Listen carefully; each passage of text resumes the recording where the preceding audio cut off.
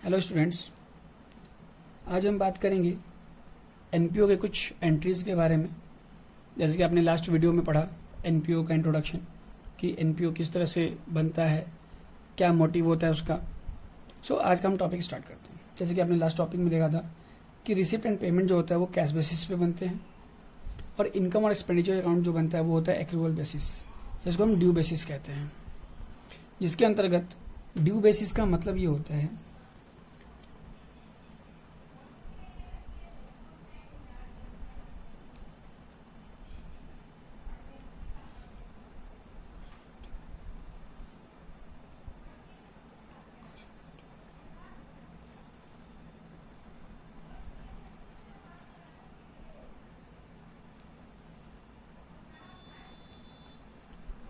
क्या लिखा हमने, transaction related to current year are considered. Accrual basis का मतलब कहता है कि वही सिर्फ एंट्रीज जो हमारे करेंट ईयर से रिलेटेड है, सिर्फ और सिर्फ उन्हीं को हम करेंट ईयर के एंट्रीज में एज ए रिकॉर्ड करते हैं। मतलब ये कि जो भी एंट्रीज अगर कुछ रिलेटेड है इस साल करेंट ईयर में, कुछ ऐसा एंट्रीज है जो रिलेटेड है प्रीवियस ईयर के या फिर फ्यूचर ईयर के, या इसको हम अपकमिंग ईयर बोलते हैं, तो उसे हम क्या कर लेंगे, एक्सक्लूड कर लेंगे। क्या लिखा है, जैसे कि हम बात करते हैं एक्सक्लूड ईयर। सपोज मान लीजिए कि 2019 हो गया, 2020 हो गया, ये 2018 हो गया। तो 2019 सपोज मान लीजिए कि करेंट ईयर होता है, तो ये 2020 आपका अपकमिंग ईयर बन जाएगा। ये हो जाएगा प्रीवियस ईयर हो जाएगा। तो हम क्या करेंगे, जब हम एंट्री करेंगे तो सिर्फ 2019 के ही ट्रांजेक्शन्स को रिकॉर्ड करेंगे। मे भी कुछ ऐसी चीज़ें होंगी जो इसकी 2019 में होंगी, तो उसे हम माइनस कर देंगे। कुछ ऐसी चीज़ें होंगी जो मिली तो हमको 2019 में है, लेकिन वो जुड़ी हुई हैं 2020 से, तो उसको भी हम माइनस कर देंगे। जो प्रीवियस ईयर से रिलेटेड होंगे वो हो जाएंगी outstanding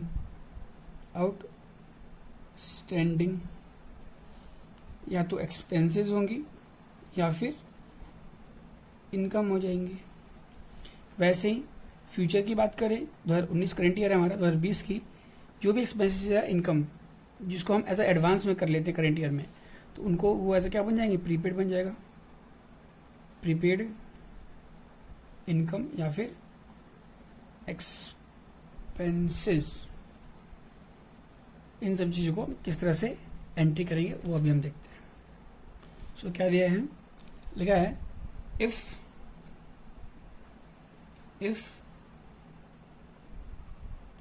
particulars amount is related to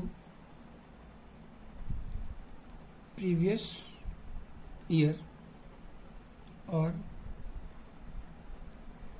coming year, then it will be excluded। इसका मतलब वो सारी एंट्रीज, वो सारे पर्टिकुलर्स, वो सारे एंट्रीज, या इधर वो इनकम हो या एक्सपेंसेस जो कि जुड़े हुए हैं पिछले साल से या आने वाले साल से, उसको हम एक्सक्लूड कर देंगे। एक्सक्लूड मीन्स सब्ट्रैक्ट कर देंगे। चलिए देखते हैं कि किन किन चीज़ों को हम सब्ट्रैक्ट करेंगे, किन किन चीज़ों को हम ऐड करेंगे। फॉर एग्जाम्पल दिया है क्वेश्चन, सैलरी पेड है। हम एक्सपेंसेस की बात करते हैं, इनकम के बारे में आपको नेक्स्ट वीडियो में बताएंगे। एक्सपेंसेस की ट्रीटमेंट किस तरह से की जाती है। सपोज मान लीजिए कि सैलरी पेड ₹1 लाख है during the year. It includes payment of outstanding salary of last year, that is ₹10,000। कह रहे हैं कि सैलरी जो है पे हुआ है हमको 1 लाख रुपीज़ ड्यूरिंग ईयर, मतलब कि इस साल, और इसमें शामिल है, इसमें क्या है, शामिल है एक ऐसा पेमेंट जो कि बकाया सैलरी है, आउटस्टैंडिंग मतलब कि बकाया, और ये कब बकाया है, एट लास्ट ईयर, मीन्स पिछले साल का कुछ आउटस्टैंडिंग बकाया सैलरी है जो कि हमको इस साल मिला है। अभी आपने देखा कि इनकम एक्सपेंडिचर में एक्चुअल बेसिस होता है, तो ये आउटस्टैंडिंग सैलरी जो है वो आपको प्रीवियस ईयर से रिलेटेड है, तो इसे हम सबट्रैक्ट कर देंगे। तो क्या लिखेंगे हम, सॉल्यूशन में दिया है salary paid 1 lakh, outstanding salary of previous year, PY short में लिख दिया। प्रीवियस ईयर कितना है, 10,000 हो गया।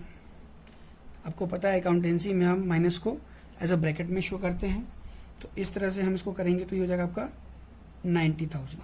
तो हमारा जो करंट ईयर का जो सैलरी होगा वो हम क्या दिखाएंगे अपने अकाउंट्स में, वो 90,000 दिखाएंगे।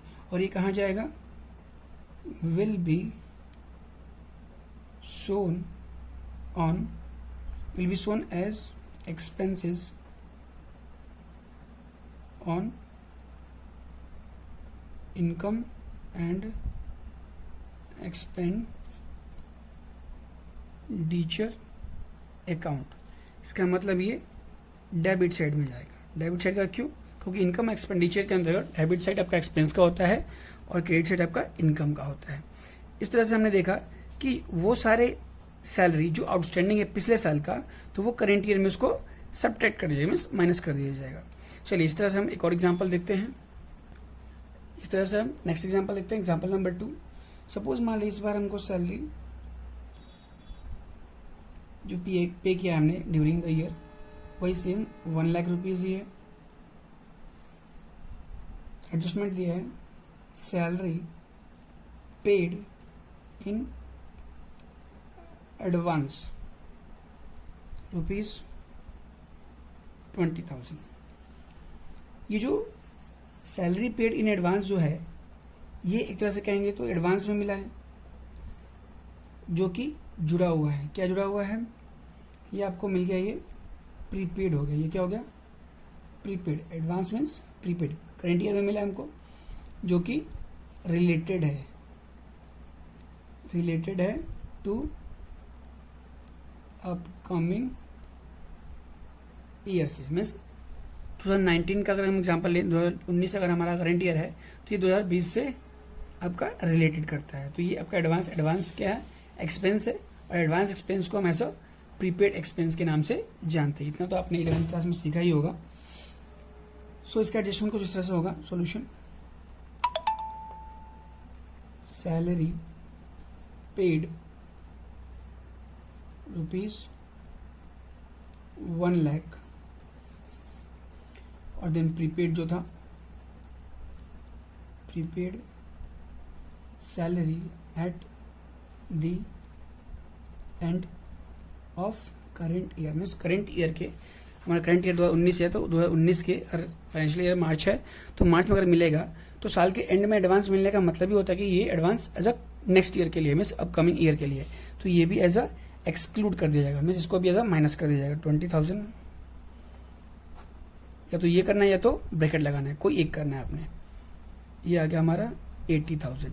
ये 80,000 क्या हो जाएगा, ये आपका चला जाएगा will show as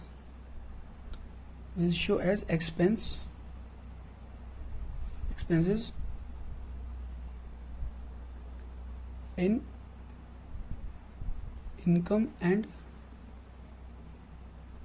expenditure account, debit side में। इस तरह से आपने देखा वो सारी एंट्रीज जो कि रिलेटेड है अपकमिंग ईयर के, जो कि करंट ईयर के एंड में मिली है। ये आपका सैलरी जो पेड है वो एडवांस में, वो आपका एट एंड है, at end of current year में मिला है, इसको हम एक्सक्लूड कर देंगे। चलिए नेक्स्ट देखते हैं एग्जांपल नंबर 3। नेक्स्ट एग्जांपल देखते हैं। सैलरी सपोज मान लीजिए पेड है, पेड किया हमने during the year. During the year का मतलब होता है करंट ईयर। सपोज मान लीजिए 1.5 लाख हमने सैलरी एक्सपेंस पे किया है, और सैलरी जो है आउटस्टैंडिंग, ओएस से आउटस्टैंडिंग बोलते हैं, eight the end of current year. Current year जो है वो 20,000 है। So, इसका क्या मीनिंग है कि भाई ड्यूरिंग द ईयर, साल भर में 1.5 लाख का एक्सपेंस किया है हमने सैलरी पे, और इसी साल मीन्स करेंट ईयर के ही साल के अंत में आउटस्टैंडिंग है। तो साल के अंत में बकाया का मतलब है कि भाई ये जो भी खर्चे किए वो हमने ड्यूरिंग द ईयर किया है, तो ये एक्सपेंसेस जो है हमारा इसी रिलेटेड है, मीन्स करेंट ईयर से ही रिलेटेड है, तो इसको ऐसा हम ऐड कर देंगे। देखते हैं इसको किस तरह से करेंगे हम। यहाँ पे है ना, यहाँ पे salary outstanding at the and, जो कि रिलेटेड है। रिलेटेड क्या है? टू करेंट ईयर से, लेकिन ये क्या हुआ है? पे नहीं हुआ है। तो related to current year but not paid है। बट नॉट पेड को एज ए आउटस्टैंडिंग बोलते हैं। तो सॉल्यूशन जो होगा इस तरह से होगा कि सैलरी जो पे किया है हमने वो हो गया ₹150,000, then plus outstanding salary at the end of current year CY, that is 20,000 will be added to the salary paid 1,50,000. It become 1,70,000. चलिए अब इसी तरह से हम एक और एग्जांपल लेते हैं।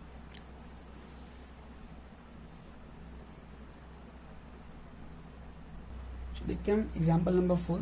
एग्जांपल में कुछ इस तरह से है, salary paid during the year ₹1 lakh, और एडजस्टमेंट क्या है? प्रीपेड, या फिर इसको हम एडवांस बोल सकते हैं।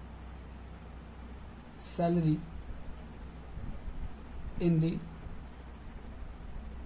बिगिनिंग क्या है या फिर स्टार्टिंग क्या है?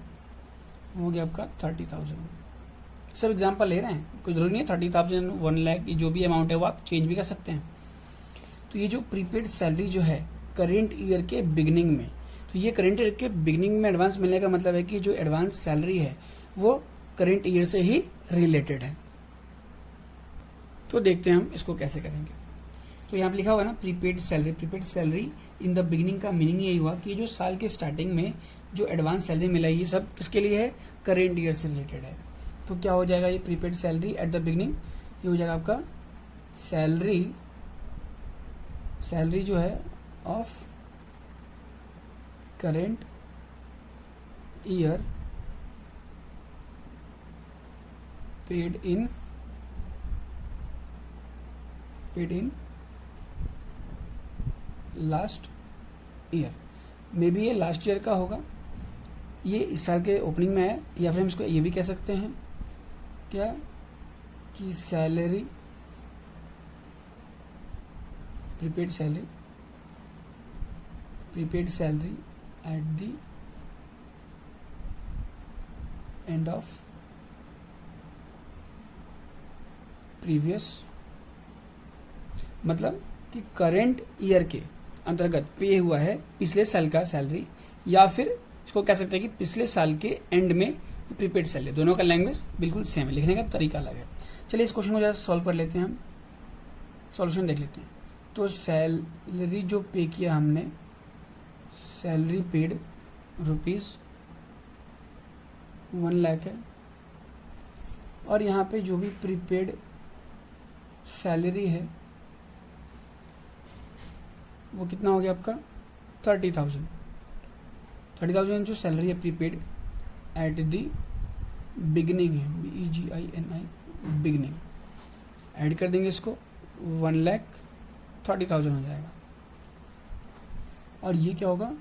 Will be shown as expenses in income and expenditure account. तो इस तरह से हमने 4 चीजें देखी कि आउटस्टैंडिंग जो है वो आपका करेंट ईयर का एंड क्या होता है, आउटस्टैंडिंग आपका लास्ट ईयर का एंड क्या होता है, एडवांस जो है आपका ओपनिंग कैसे होता है, बिगनिंग कैसे होता है, और advance at the end of current year कैसे होता है। तो समरी बना लेते जरा, नोट कीजिए ध्यान से। सपोज मान लीजिए कोई भी एक्सपेंस अमाउंट है, कोई भी, सपोज सैलरी मान लीजिए, सैलरी अमाउंट है यहाँ पे। तो इसमें हम आउटस्टैंडिंग जो होता है paid of last year, last year का जो आउटस्टैंडिंग सैलरी पे होता है वो ऐसा माइनस करते हैं, minus prepaid expense of next year, meaning कि करेंट ईयर में के एंड में जो है नेक्स्ट ईयर के लिए एडवांस एक्सपेंस होता है वो आपका माइनस होगा, प्लस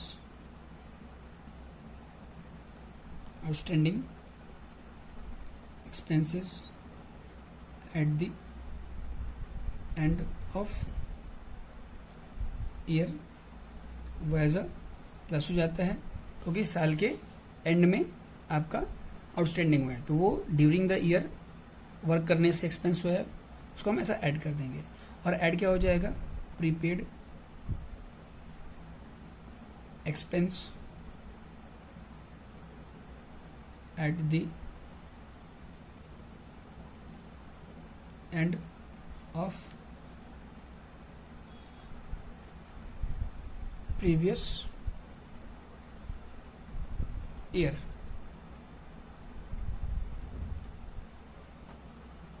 यहाँ पे हम टोटल अमाउंट लिख देंगे। तो क्या देखा हमने कि आउटस्टैंडिंग पे जो किया है साल के एंड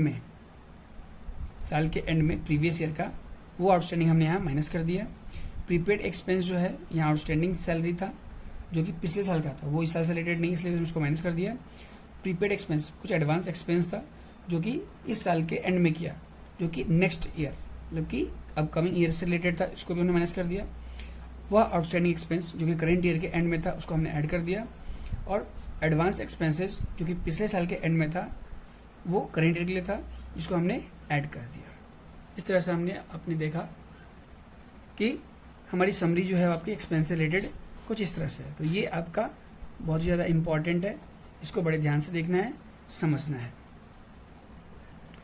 एक बार फिर से क्विक रिवीजन कर लेते हैं। आउटस्टैंडिंग जो होता है एंड का, उसको हम प्लस कर लेते हैं। बिगिनिंग का होगा उसे हम माइनस कर लेंगे। एडवांस या फिर इसको हम प्रीपेड कहते हैं, अगर ये आपका एंड का है तो माइनस कर लेंगे।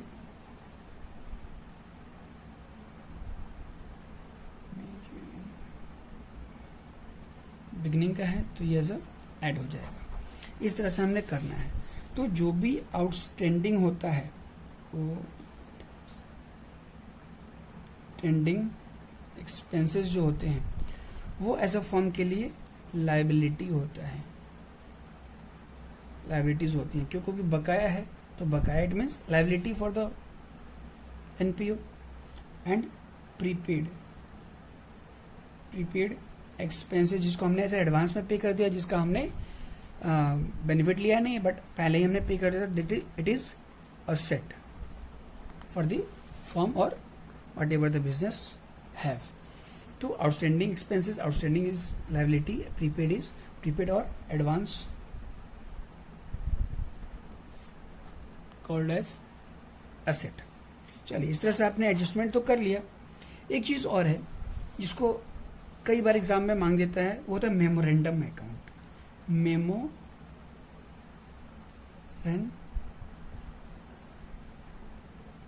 मेमोरेंडम एक्सपेंस के लिए बनाते हैं तो मेमोरेंडम एक्सपेंसेस अकाउंट हो जाता है, जो कि सेम वही फॉर्मेट होता है।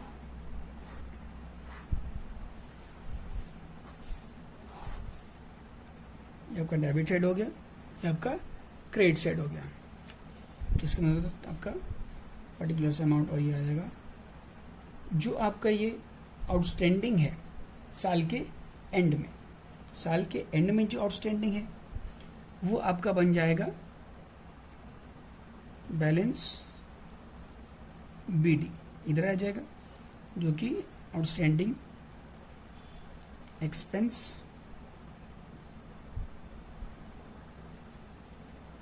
तो क्या रहेगा आपने मेमोरेंडम एक्सपेंसेस के अंतर्गत हम ये जानेंगे कि आपका इनकम एक्सपेंडिचर के अंदर जो डेफिशिएट होगा या सरप्लस होगा वो निकालना है। तो जो भी ऐसा हमने अभी एंट्रीज की या इससे पहले जो आपने एंट्रीज हमने बताया आपको कि आपका आउटस्टैंडिंग और एडवांस किस तरह ट्रीट होता है, तो मेमोरेंडम में हम दोनों चीज़ों को डालते हैं। इट मीन्स दोनों आउटस्टैंडिंग को, दोनों आपका प्रीपेड को। तो balance BD as a credit side में आ जाएगा, outstanding expense in the beginning का, outstanding expense as a beginning, ये आपका माइनस हो जाएगा इधर, और इस साइड में जाएगा balance CD outstanding expenses in the end, और इधर आ जाएगा बैलेंस BD प्रीपेड का, prepaid expenses in the beginning का, और इधर आ जाएगा बैलेंस CD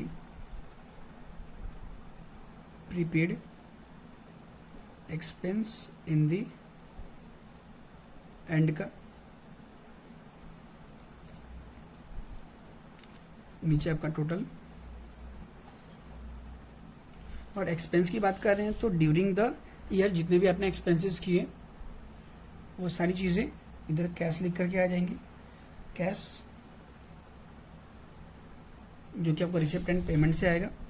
और जब इसको आप इसको एडजस्ट करेंगे तो यहाँ पे आ जाएगा, अगर क्रेडिट साइड में है तो ये ऐसा आपको एक्सपेंसेस ज़्यादा हो जाएंगे तो देन इसको आपको डेफिशिएट आ जाएगा, और अगर इधर है तो आपको सरप्लस आ जाएगा। तो यहाँ पे हम लिख देते हैं इनकम एंड एक्सपेंडिचर अकाउंट, और ये कैसे आएगा,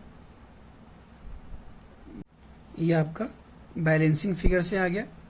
और ये जो आपका बैलेंसिंग फिगर से इनकम एक्सपेंडिचर है ये आपका इस साइड में है, क्रेडिट साइड में, तो ये आपका डेफिशिएट हो जाएगा, कमी हो जाएगी। अगर सेम इसी तरह से अगर हम करते हैं जिधर के अंदर इधर अगर आपको ज़्यादा आएगा तो इधर डेफिशिएट हो गया, अगर इधर ज़्यादा आता तो इधर आपका सरप्लस बन जाता है। सरप्लस वाला इट मीन्स इनकम के बारे में आपको नेक्स्ट वीडियो में बताएंगे। तब तक के लिए इतने टॉपिक को आप रिवाइज कीजिए और अच्छे से पढ़ते रहिए। Thank you. और मेरे वीडियोस को लाइक, शेयर और चैनल को सब्सक्राइब जरूर कर दें। Thank you.